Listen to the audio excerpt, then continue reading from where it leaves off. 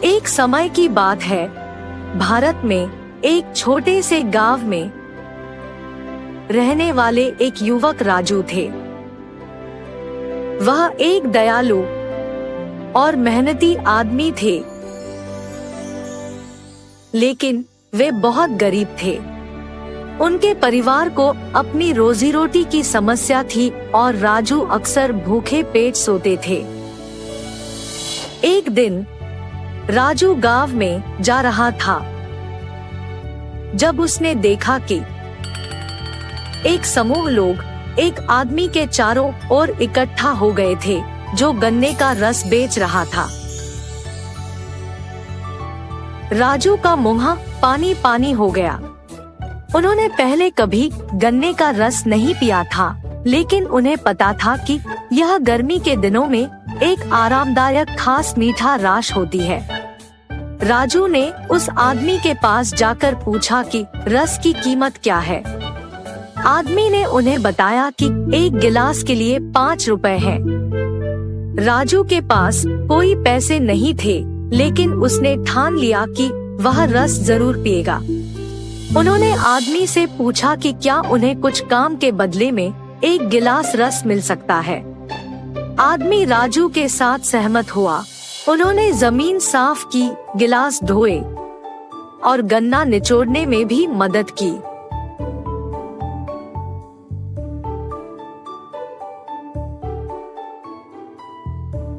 जब आदमी काम पूरा कर लिया तो उसने राजू को एक गिलास रस दिया। राजू ने रस की एक चुम्बन लिया और खुशी में अपनी आंखें बंद की। यह स्वादिष्ट रस उसके द्वारा कभी भी नहीं चखा गया था। उन्होंने आदमी को धन्यवाद दिया और फिर अपने मार्ग पर चले गया। पूरे दिन राजू गन्ने के रस के बारे में ही सोचता रहा। उसे और एक गिलास रस पीने के लिए सब्र नहीं हो रहा था। अगले दिन वह फिर से आदमी की दुकान पर गया और एक गिलास रस के लिए काम करने की पेशकश की। आदमी सहमत हुआ और राजू हर दिन उसके लिए काम करने लगा। राजू जल्द ही खुद गन्ने का रस बनाना सीख गया। उसने एक ठेला और कुछ सामग्री खरीदी और उसने सड़कों पर रस बेचना शुरू कर दिया। राजू मेहनती और रस बनाने में बहुत अच्छा था।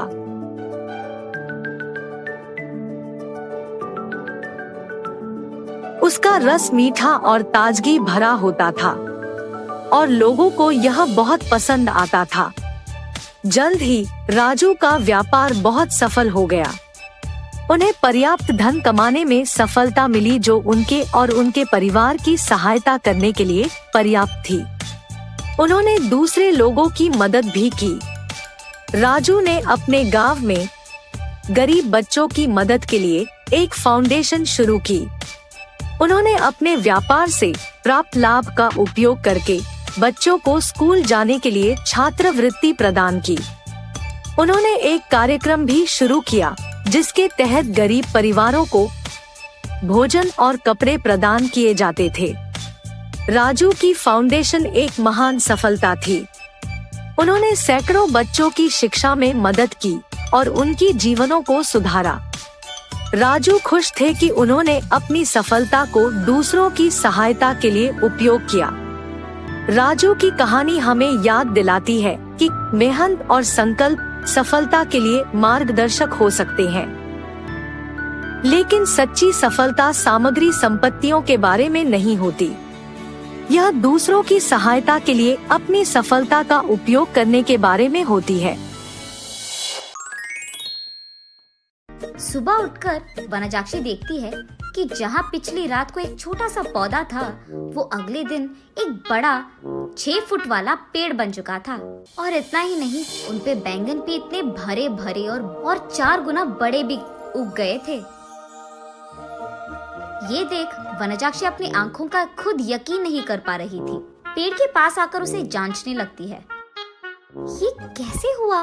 ये मुमकिन कैसे है? कल तक तो ये पौधा था, आज पेड़ कैसे बन गया? वो ऐसे सोच में पड़ गई थी कि इतने में उसकी बेटी वसुंधरा वहां आकर उस पेड़ को देख ऐसे ही चौंक जाती है। कुछ देर बाद वो हार मानकर कुछ बैंगन को लेकर उनका भरता बनाती है। बस वो भरता स्वादिष्ट था। उस स्वाद पे फिदा होकर माँ बेटी दोनों बचे कुछ बैंगनों को उनके आजू बाजू पड़ोसी लोगों में बांट देते हैं। अगले दिन उस बैंगन के स्वाद पे फिदा होकर बार बार वनजाक्षी के घर आकर उनसे बैंगन पूछते हैं। और इतना ही नहीं, जितने बैंगन को कल वो पेड़ से तोड़े थे उतने ही बैंगन अगले दिन वापस उग गए थे। ये देख माँ बेटी दोनों आश्चर्यचकित हो जाते हैं। तब दोनों फैसला करते हैं कि इन बैंगनों को मुफ्त में नहीं देना है। ये कहकर बेचते हैं कि ये जादुई पेड़ है और इसके बैंगन बहुत स्वादिष्ट हैं। ऐसे वो बैंगन दुगने रेट में बिक जाते हैं।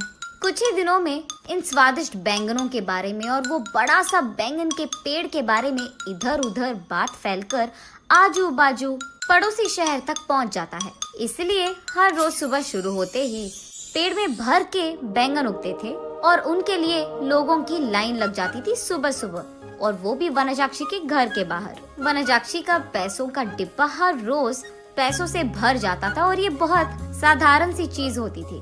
कुछ ही दिनों में वनजाक्षी का नाम बैंगन से जुड़ गया और सब उसे बैंगन बेचने वाली वनजाक्षी करके बुलाने लग गए। और इतना ही नहीं, वो बहुत कम समय में उस सारे गांव में सबसे अमीर बन जाती है। बड़ी सी बंगला बनवाती है और उस बैंगन के पेड़ के चारों ओर बाड़ लगवा देती है और उस पेड़ के पास एक सिक्योरिटी गार्ड को भी रख लेती है। एक दिन वसुंधरा वनजाक्षी के पास जाकर ऐसे कहती है, माँ, रातों रात एक छोटा सा पौधा इतना बड़ा पेड़ कैसे बन गया? और ऊपर से अगर सारे के सारे बैंगन हमने तोड़ दिया तो भी अगले दिन उनके जगह में उतने ही भर के बैंगन उग जाते हैं। ये कैसे मुमकिन है? अरे हाँ, मैं भी इस चीज के बारे में सोचना भूल गई। चलो, जो भी हुआ उनसे हमारा अच्छा ही तो हुआ। अब तो मुझे तुम्हारी शादी की भी कोई फिक्र नहीं है बेटा, ऐसे कहती है। और ठीक तभी वनजाक्षी को एक बात याद आती है।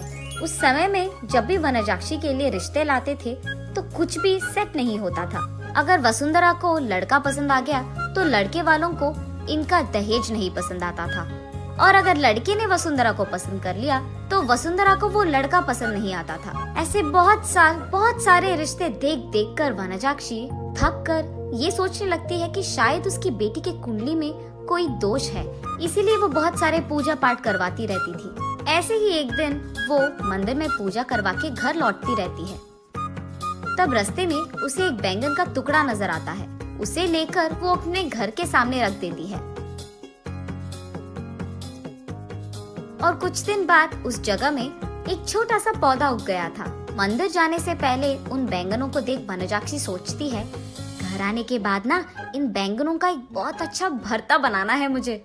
यही सोचते हुए वो मंदिर चलती रहती है। रास्ते में वो ऐसे सोचती है, अगर कोई वो बैंगन को लेके गया तो वो फैसला करती है कि जल्दी जल्दी वो मंदिर जाकर भगवान की प्रार्थना करके बाहर आ जाएगी। वापस आते वक्त उसे रास्ते में एक साधु नजर आते हैं। उनके पास जाकर वो ऐसे पूछती है, स्वामी, मैं मेरी बेटी की शादी करवाने के लिए बहुत कोशिश कर रही हूँ, लेकिन नहीं हो रहा है। कृपा करके इसका कोई हल निकाल दीजिए।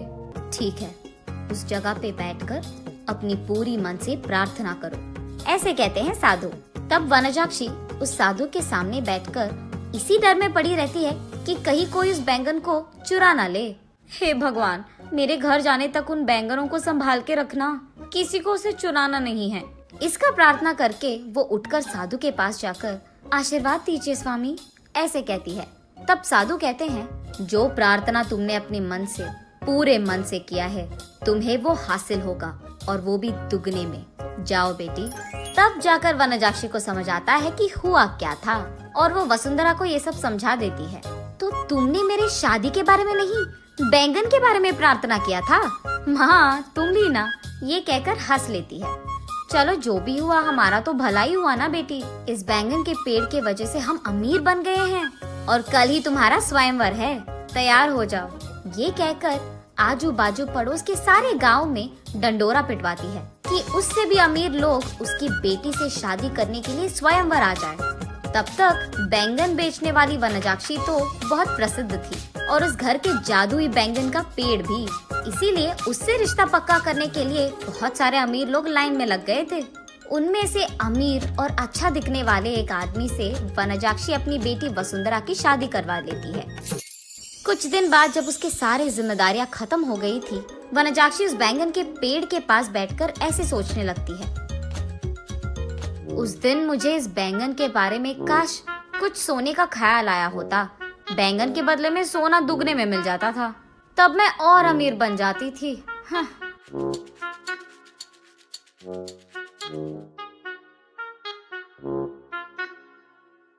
अगले दिन सुबह उठ के देखने पर उस बड़े बैंगन के पेड़ के जगह में वही पुराना वाला छोटा सा पौधा था जो वनजाक्षी ने वहां लगाया था। तब वनजाक्षी को पूरी बात समझ में आती है। आशा करना तो अच्छा ही है, लेकिन लालच करोगे तो निराशा ही मिलेगी। एक बार की बात है, रामू नाम का एक लड़का रहता था। वह अपनी दादी के साथ रहता था। क्योंकि रामू के पास उसके माता पिता नहीं थे, इसलिए उसकी दादी ने उसे बहुत लाड प्यार दिया। रामू को अपनी दादी के साथ समय बिताना बहुत पसंद था। रामू हर दिन स्कूल जाता था, घर लौटता था और अपनी दादी की कहानियाँ सुनता था। जल्दी ही उसने अपनी 7वीं कक्षा पास की। आगे की पढ़ाई के लिए उनके गांव में कोई स्कूल नहीं था, इसलिए रामू घर पर वापस आ गया और अपनी दादी की दैनिक कामों में मदद करने लगा। जब वह घर के कामों में मदद कर रहा था, तब उसने अपनी दादी की मदद से चाय बनाना सीखा। रामू बहुत कुशल था और वह जो चाय बनाता था वह स्वाद में बहुत लजीज थी। हर बार जब वह अपनी चाय का स्वाद लेती थी, तो उसकी दादी उसकी तारीफ करती थी। रामू हमेशा मेहमानों और अपने दोस्तों को चाय परोसता था।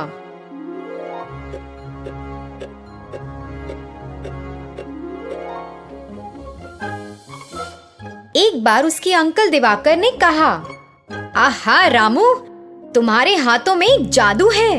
क्या चाय है!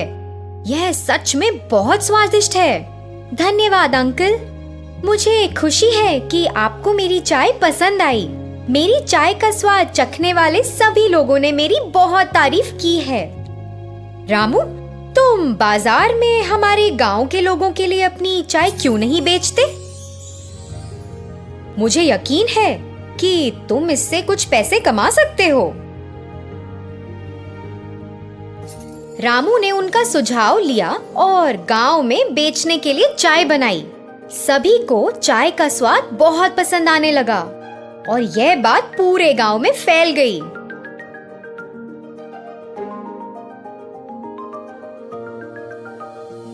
आहा, वाह, क्या चाय है! ग्राम प्रधान ने रामू के इस हुनर के बारे में सुना और उन्होंने रामू को मिलने के लिए कहा। रामू, तुम्हारे हाथों में एक जादू है। तुम्हारी चाय कमाल की है। जी शुक्रिया, मुझे बहुत खुशी है कि आपको मेरी चाय पसंद आई। रामू, अपने भविष्य के बारे में सोचो। अब तुम बच्चे नहीं हो। अब जब तुमने चाय बनाने में महारत हासिल कर ली है, तो तुम शहर में अपनी चाय बनाने क्यों नहीं जाते? शहर के लोगों को भी अपनी चाय का स्वाद लेने दो और मुझे यकीन है कि शहर के लोग तुम्हारी चाय को बहुत पसंद करेंगे और तुम इससे अच्छा पैसा कमा सकते हो। रामू ने प्रधान के शब्दों के बारे में सोचा और उसे लगा कि यह करना सही है। मैं आपसे सहमत हूँ। आप पूरी तरह ठीक हो, लेकिन मुझे नहीं लगता कि मैं तुरंत शहर जा सकता हूँ।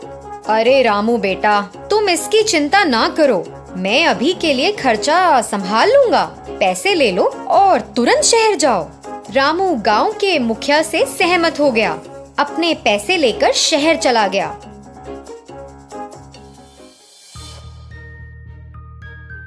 उसने चाय की थड़ी में एक व्यक्ति से संपर्क किया और उससे एक रोजगार मांगा।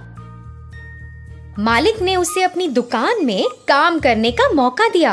रामू तो बहुत खुश हुआ कि उसे एक चाय की दुकान में नौकरी मिल गई है।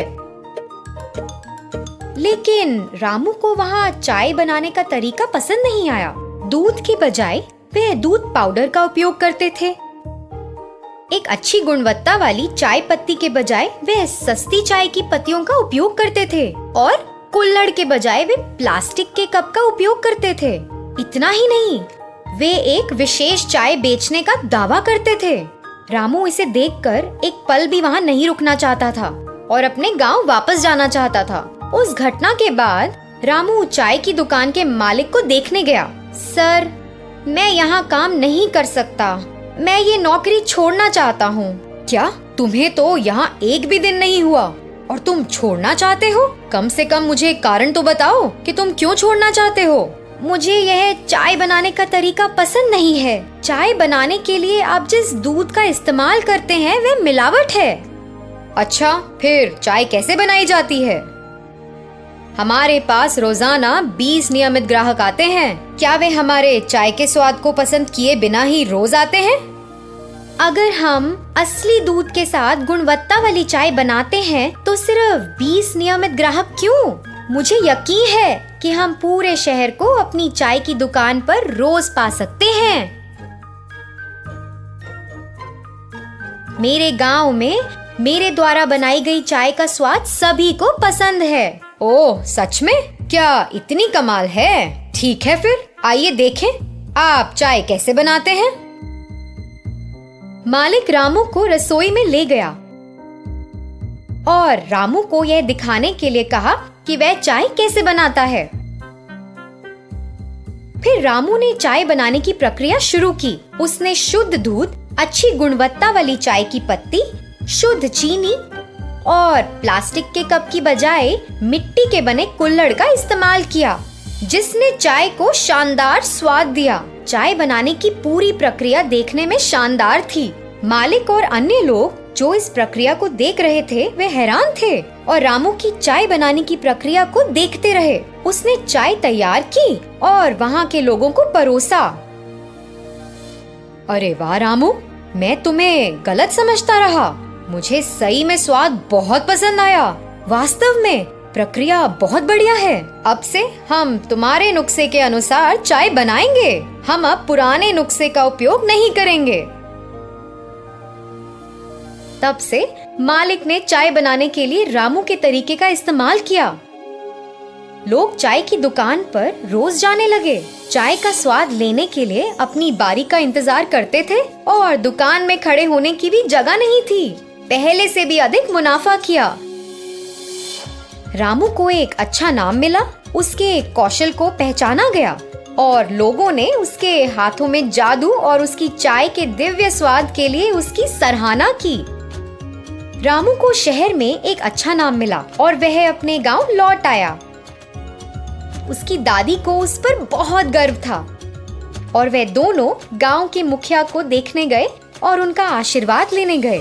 रामू ने मुखिया से लिया पैसा वापस कर दिया। मुखिया को रामू पर बहुत गर्व था और उसकी कड़ी मेहनत के लिए उसकी सराहना की। रामू को ग्रामीणों के सामने सम्मानित किया गया और जमींदार ने उसकी सफलता की कहानी सभी ग्रामीणों को सुनाई। रामू ने गांव के कई युवा बेरोजगारों को प्रेरित किया। सभी ने रामू से प्रेरित होकर अपने लक्ष्य के प्रति मेहनत करना शुरू किया। किसी ने भी गांव में गरीबी या बेरोजगारी नहीं देखी।